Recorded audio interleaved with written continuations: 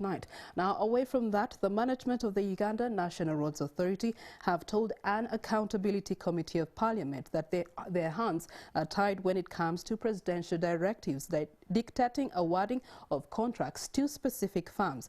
They say that there is a cabinet extract which makes it mandatory for public servants to implement directives of the president. The matter has divided the MPs sitting on the committee of parliament on commissions, statutory authorities and state enterprises. Let's take a look. Because like you're saying, the gold standard is when you're going to undertake a project, you open it up. People bid, and then the most qualified, the best, takes the day. But now what you're saying is, once there's a directive from State House, you choose to go with only that person. Help me understand under what law, justify what you're saying. Thank you, Chair and honorable members. The PPDA law, as it stands right now, has no provision for directives. That is a fact. Yeah. When we receive the presidential directives, we've also previously have received a copy of a cabinet extract, which clearly stated that public servants must implement presidential directives. That cabinet extract is available.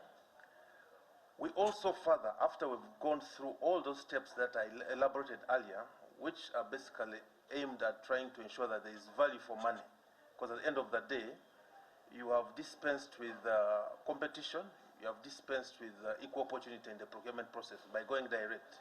So we go for value for money. Once we've gone through all those processes, we subject this contract to the Attorney General for clearance and give the whole chronology. Yes. So we carry, with that background, that explains why we choose to implement the directives in that procedure. Thank you, Chair. Yeah. Procurement officer, you have tried your level best to elaborate something which I know is very difficult. Perhaps you're not kind enough to acknowledge that it is a challenge you're facing.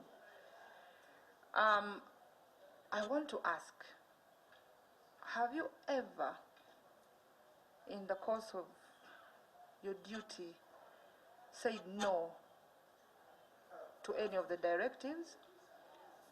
And given the reasons as to why you're saying, you know, no, I'm serious about this, because I want to know if, because you tried to justify how, when a directive comes, these are the procedures, you do due diligence. So in the event that this company with a directive has fallen short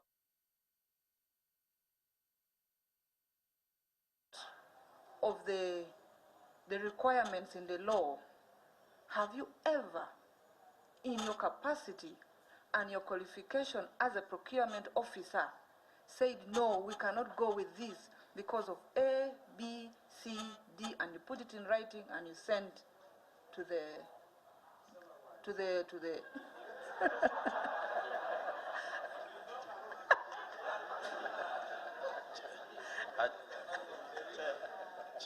Yeah, I want to know. I'm just curious. Yeah, I'm curious. The reason why you're holding that office is because you are. It's not fair. It's very fair. It's not. How? How is it unfair? It's a very fair question. Let's have him respond. Interestingly, Honorable Jobjenyu was earlier on saying, this is the law. He's now warning us, or warning them, and saying, you people joke a lot. Do you expect that man to say no? Conclusive submissions from that COSASE meeting will be shared in our subsequent bulletins.